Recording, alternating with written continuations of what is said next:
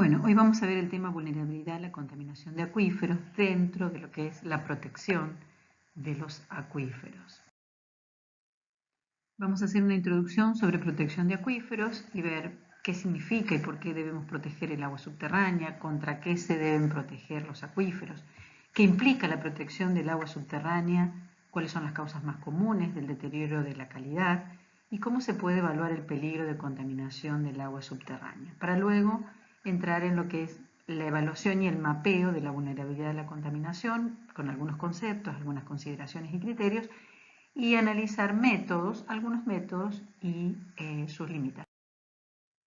Cuando hablamos de protección del agua subterránea, hablamos de la conservación del agua subterránea, tanto en cantidad como calidad, que permite una explotación eficiente de los acuíferos a largo plazo, especialmente como una fuente segura y confiable de abastecimiento de agua potable. Debemos proteger los acuíferos de la explotación excesiva, que puede ocasionar descenso de los niveles freáticos y, por consiguiente, la disminución de la disponibilidad y también la intrusión de agua de calidad inferior proveniente de otros cuerpos de agua. Y también debemos protegerlos del deterioro de la calidad del agua subterránea como resultado de la contaminación por actividades antrópicas realizadas en su. La protección del agua subterránea implica el desarrollo e implementación de un plan de gestión de agua subterránea. En la implementación de los planes de gestión de aguas subterráneas nos encontramos con algunas dificultades. Por ejemplo, la incertidumbre respecto de la magnitud del recurso hídrico subterráneo por falta de exactitud en las estimaciones de la recarga y el almacenamiento de los acuíferos, o sea, de las reservas. También existe incertidumbre sobre el peligro de contaminación del agua subterránea y el transporte de contaminantes en los acuíferos. Y, por otro lado, hay problemas legales que están relacionados con las captaciones de las aguas subterráneas o con las fuentes de contaminación existentes antes del inicio de nuevas políticas de protección de acuíferos. Una de las causas más comunes de deterioro de la calidad del agua subterránea es la falta de protección de los acuíferos ante las actividades antrópicas que se desarrollan en superficie, tanto en zonas rurales como en zonas urbanas. Por ejemplo, aquí vemos la volcadura de residuos sólidos en rellenos sanitarios, por ejemplo, la infiltración de aguas contaminadas de los ríos a los acuíferos, también el drenaje de instalaciones industriales, las fugas de tanques de almacenamiento, el saneamiento in situ, y en el caso de las zonas rurales, por ejemplo, la actividad agrícola, la intensificación de la agricultura, la utilización de agroquímicos, hace que los acuíferos también puedan contaminarse. Los acuíferos se contaminan por el ingreso de contaminantes al ambiente subterráneo, y esto puede suceder a través de un transporte, por ejemplo, dominado por el intercambio difusional con la matriz porosa, o también por un transporte dominado por flujo en vías preferenciales. En esta tabla ustedes pueden observar el tipo de contaminante que puede aportar una fuente de contaminación determinada, por ejemplo, las actividades agrícolas que aportan nitratos, pesticidas, microorganismos fecales, las gasolineras y talleres automotrices, por ejemplo, que aportan benceno, otros hidrocarburos aromáticos, fenoles, algunos hidrocarburos halogenados. Todo esto nos indica que existe un peligro de contaminación del agua subterránea, que se puede evaluar a través de la caracterización de los sistemas acuíferos en relación con estas actividades contaminantes que podrían impactar sobre él. Ese peligro entonces va a estar dado por la vulnerabilidad a la contaminación del acuífero, que es consecuencia de las características naturales de los estratos que lo separan de la superficie del suelo, y de la carga contaminante que será o podría ser aplicada en superficie como resultado de la actividad humana. O sea, la interacción entre estas dos características, entre la vulnerabilidad a la contaminación del acuífero y la carga contaminante, es lo que nos va a dar una idea del peligro de contaminación del agua subterránea. El peligro de contaminación del agua subterránea se puede evaluar a través de dos enfoques. Uno teniendo en cuenta la protección del recurso hídrico subterráneo en su totalidad y la otra la protección de la fuente de abastecimiento de agua subterránea, o sea, de la captación de agua subterránea. Los encargados de evaluar la protección de los recursos hídricos subterráneos en su totalidad son los entes reguladores del agua y del ambiente, ya sea provinciales o nacionales, que trabajarán en una escala de 1 en 100.000, 1 en 250.000. Lo primero que se debe hacer en este caso es evaluar la importancia socioeconómica del recurso hídrico subterráneo, luego realizar un mapeo a la vulnerabilidad a la contaminación del acuífero, reconocer las principales fuentes potenciales de contaminación del agua subterránea y luego realizar una evaluación general del peligro de contaminación del acuífero. Las principales aplicaciones están dadas para la planificación primaria, el desarrollo de políticas para la toma de conciencia del público y de grupos interesados. En el caso de la protección de las captaciones de agua subterránea, allí las que se encargarían serían las empresas públicas o privadas del servicio de agua o administraciones municipales.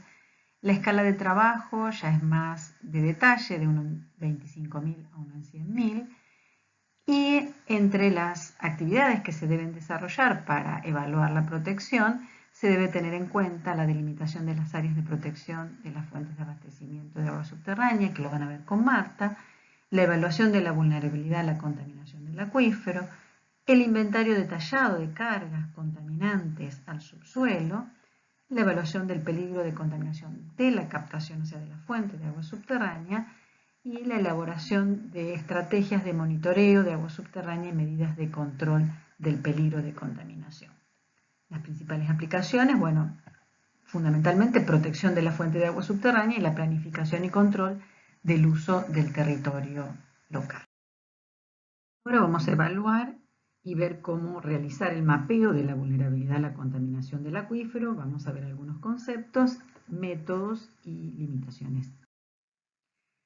Antes que nada tenemos que decir que el enfoque de la protección de los recursos hídricos subterráneos y el enfoque de la protección de las captaciones de aguas subterráneas no son contrapuestos, todo lo contrario, son complementarios. Vamos a abordar ahora entonces el mapeo a la vulnerabilidad a la contaminación del acuífero y su evaluación. ¿Y qué significa vulnerabilidad de un acuífero? Si nosotros consultamos el diccionario, lo que vamos a encontrar es que vulnerable significa que puede ser atacado o herido. Y el acuífero también puede ser atacado o herido por esas actividades que vimos, esas actividades potencialmente contaminantes que vimos al principio. Bueno, observemos estas dos situaciones. En un acuífero libre somero y en un acuífero semiconfinado profundo, tanto en área urbana como en área rural. En un área urbana, las actividades que se desarrollan en superficie pueden aportar metales pesados, nitratos, salinidad, carbono orgánico y patógenos fecales, y en áreas rurales, nitratos, salinidad, pesticidas.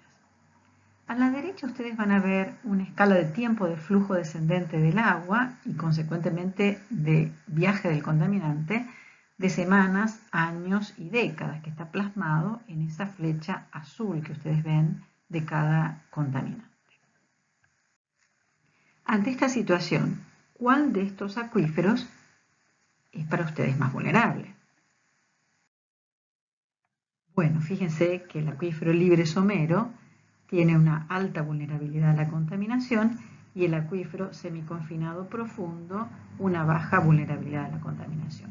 En este último caso no quiere decir que el acuífero no pueda contaminarse, sino que le llevará quizás más tiempo en que el contaminante alcance el agua subterránea. Es por ello que deberemos tener en cuenta estas consideraciones, que a la larga todos los acuíferos son vulnerables a contaminantes móviles y persistentes. Los acuíferos menos vulnerables no son fácilmente contaminados, pero una vez contaminados son los más difíciles de restaurar. La vulnerabilidad no se puede medir, es una propiedad adimensional y la precisión en la evaluación de la vulnerabilidad depende de la cantidad y de la calidad de los datos que se tengan. Cuanto mayor es el conocimiento del sistema acuífero, más confiable será la evaluación de la vulnerabilidad a la contaminación. Vamos a ver ahora algunos métodos para la evaluación de la vulnerabilidad a la contaminación de acuíferos. Uno de los métodos para evaluar la vulnerabilidad a la contaminación de acuíferos es a través de sistemas de matrices. En este caso se presenta una matriz de doble entrada en la cual se tiene en cuenta el tipo de acuífero y las características de los suelos. La combinación entre ambas da lugar a vulnerabilidades extremas, altas, moderadas y bajas. ¿Cuál le parece a ustedes? ¿Qué combinación de estas dos variables da lugar a una vulnerabilidad extrema y a una alta, a una moderada, a una baja? Por ejemplo, el caso de una vulnerabilidad extrema podría estar dada por la combinación de un acuífero libre con suelos arenosos permeables profundos. Y una vulnerabilidad baja podría ser siempre que tengamos un acuífero confinado con cualquiera de las características de los suelos aquí mencionados. Uno de los métodos ampliamente usados es el método GOT, desarrollado por el Dr. Stephen Foster en 1987 y 88, en el cual considera que la vulnerabilidad está caracterizada por la accesibilidad hidráulica de la zona saturada del acuífero y la capacidad de atenuación que tienen los estratos que están por encima del acuífero. Para caracterizar la accesibilidad hidráulica se requiere conocer el grado de confinamiento del acuífero, la profundidad del agua subterránea o del techo del acuífero, el contenido de humedad de la zona no saturada y la conductividad hidráulica vertical de los estratos de la zona no saturada o de las capas confinantes. Esto es lo que idealmente se requiere, pero lo que normalmente está disponible es el tipo de acuífero y la profundidad al agua subterránea o la distancia al techo del acuífero confinado. Por otra parte, para conocer la capacidad de atenuación de las capas que están por encima del acuífero, se requeriría el conocimiento de la distribución del tamaño de granos y fisuras en la zona no saturada o en las capas confinantes y la mineralogía de los estratos de la zona no saturada o de las capas confinantes. Pero lo que normalmente está disponible es el conocimiento del grado de consolidación o de fisuración de los estratos y las características litológicas de estos estratos. Consecuentemente, el método GOT considera tres parámetros: el grado de confinamiento hidráulico, o sea, el tipo de acuífero, las características litológicas y el grado de consolidación de la zona no saturada o de las capas confinantes, y la distancia al nivel de agua subterránea en el caso de acuíferos no confinados o al techo del acuífero en el caso de los acuíferos confinados y semiconfinados. El acrónimo GOT proviene de Groundwater Hydraulic Confinement, Overlying Strata y Depth to Groundwater Table.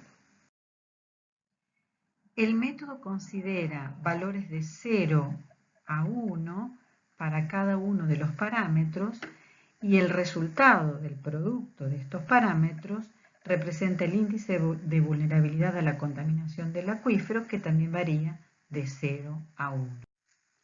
Observen que el grado de confinamiento hidráulico, o sea, el tipo de acuífero, allí se consideran acuíferos no confinado cubierto, semiconfinado, confinado, surgente o ninguno. En el caso de las características litológicas y grado de consolidación de la zona no saturada, capas confinantes, se ha considerado la génesis de las rocas no consolidadas, sedimentos, ya sea glaciares, fluviales, eólicos, rocas consolidadas porosas, rocas compactas. Se puede observar que tanto en las rocas porosas y compactas consolidadas existe una zona con un tramo en diagonal rayado en el cual los valores son los máximos, entre 0,8 y 1, ¿Por qué? Porque en esos casos se considera que puede estar fisurado o en el caso de la distancia al nivel de agua subterránea o al techo del acuífero, hay que observar que esta última consideración de los estratos que pueden estar fisurados da lugar al máximo valor de este parámetro D. Entonces, en cualquier profundidad hay que considerar el valor 1. Y varía desde 0,9 a 0,6, considerando la profundidad del agua o del techo del acuífero, desde 5 metros hasta más de 50 metros. Ustedes pueden observar que el producto de estos tres parámetros, si resulta entre 0,7 y 1, da lugar a un índice de vulnerabilidad extremo, entre 0,5 y 7 alto, entre 0,3 y 0,5 media, entre 0,1 y 3 bajo y entre 0 y 0,1 despreciable. Debemos destacar que este índice de vulnerabilidad GOT es un índice integrado y absoluto que da lugar a una clasificación de la vulnerabilidad claramente definida como extrema, alta, media, baja y despreciable.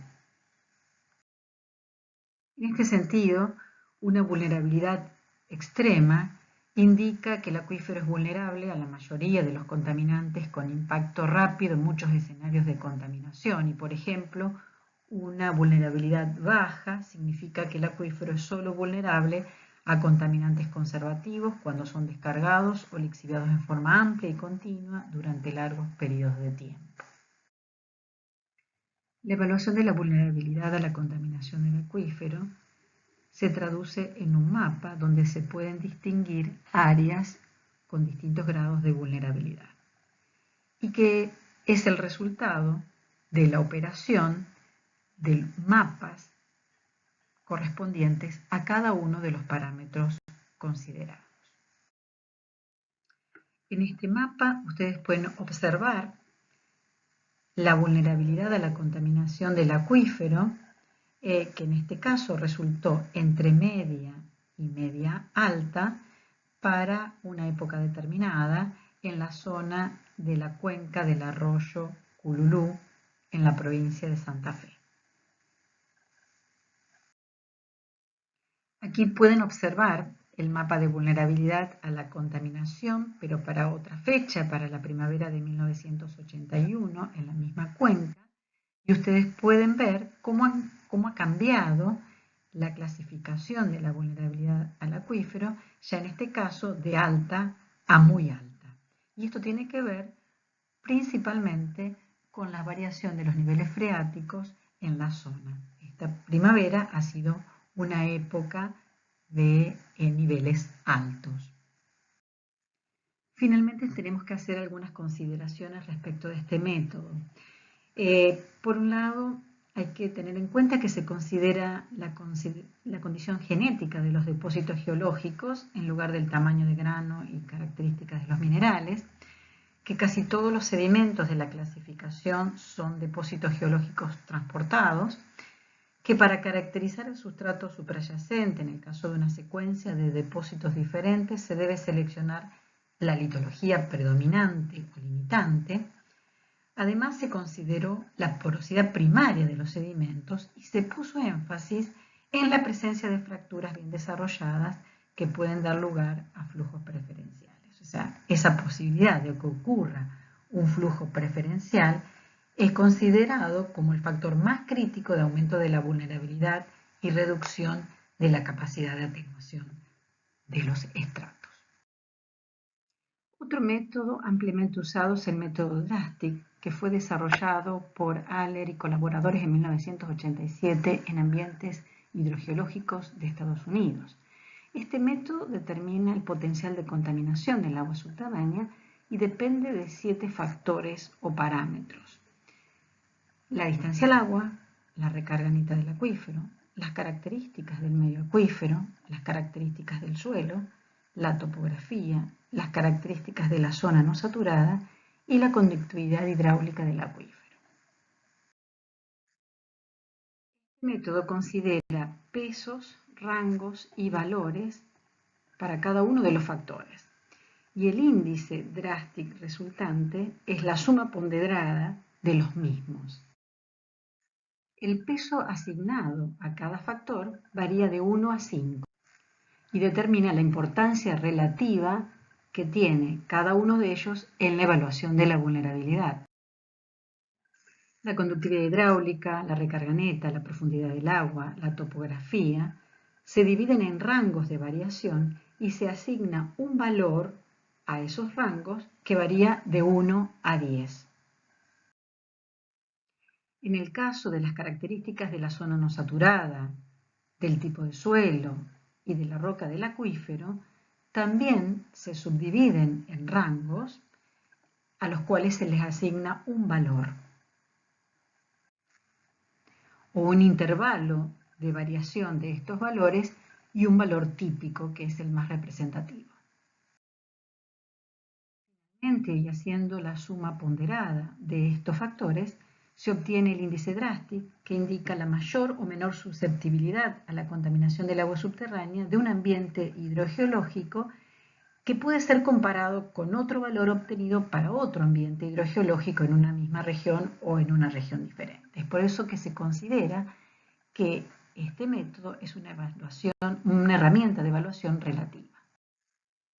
Una aplicación de la metodología DRASTIC se ha realizado en el acuífero transfronterizo de Angat entre Marruecos y Argelia. En este mapa ustedes pueden observar el parámetro D, que es la distancia al agua, en los cuales se han determinado áreas con valores de 5, de 10 y de 15. Se ha considerado un índice de recarga neta igual a 12 para todo el área. Sobre la base del análisis de las características del acuífero, se han determinado áreas con índices de 18, 21 y 27, índices de 2, 12 y 16 para las características del suelo, de 30, 40 y 45 para las características de la zona no saturada. A través del análisis del modelo digital de elevación, se han obtenido áreas con índices de la topografía de 1, 3, 5, 9 y 10. Además, se distinguieron áreas con índices de conductividad hidráulica ponderado de 3, 6 y 18. Finalmente, los autores distinguieron rangos para el índice de vulnerabilidad DRASTIC, desde muy bajo, bajo, moderado, alto y muy alto, y en el área de estudio obtuvieron índices de vulnerabilidad moderado entre 107 y 48 y alto entre 149 y 190. Se deben hacer algunas consideraciones respecto de este método. Por ejemplo, que arroja valores relativos que no dan una idea del grado de vulnerabilidad obtenido, sino más bien una indicación respecto de otras áreas o regiones. El hecho de que índices similares puedan ser obtenidos por una combinación diferente de parámetros podría conducir a tomar decisiones equivocadas. También el método requiere de la evaluación de 7 variables, por lo tanto requiere de más información que, por ejemplo, el método GOT y que no siempre está disponible. Y este método tiende a generar un índice de vulnerabilidad cuya significación es confusa debido a la interacción entre demasiados parámetros ponderados, algunos de los cuales no son independientes, sino que están fuertemente correlacionados. Finalmente, debemos decir que los mapas de vulnerabilidad son una combinación de mapas temáticos correspondientes a cada uno de los parámetros que intervienen en la evaluación de la vulnerabilidad del acuífero. Son una representación simplificada, pero verdadera, de la mejor información disponible del ambiente hidrogeológico y representan un determinado momento, por lo que requieren actualización periódica. Finalmente, y en el marco de un plan de protección de la calidad del agua subterránea, un mapa de vulnerabilidad es considerado una herramienta de screening, cuyo objetivo es brindar una primera idea del peligro de contaminación del agua subterránea. Y a su vez es un elemento de juicio para que los tomadores de decisión propongan nuevos emprendimientos y requieran investigaciones detalladas de las características hidrogeológicas de los sistemas para establecer controles de los peligros de contaminación de las aguas subterráneas.